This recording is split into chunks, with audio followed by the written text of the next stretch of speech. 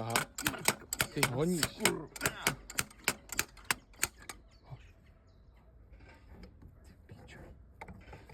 Kunda. Hnus, vole. No, tak tady si to můžete zkontrolovat, jestli ty body sedí, ty aretační body. Ale teďka to budeme protahovat ten řetěz, takže to nemusíte aretovat.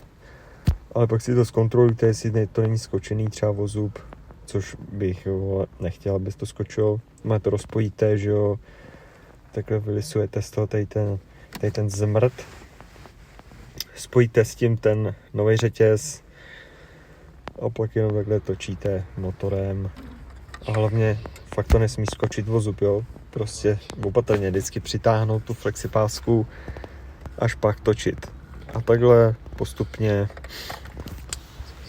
postupně točíme a protáhneme celý řetěz.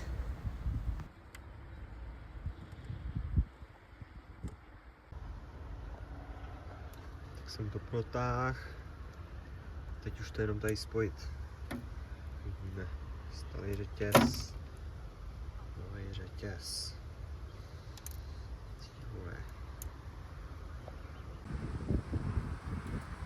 Teďka to jenom utáhnout a můžeme jezdit.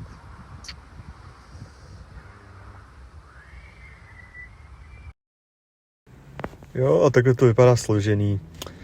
Povedlo se mi to. Tak čau.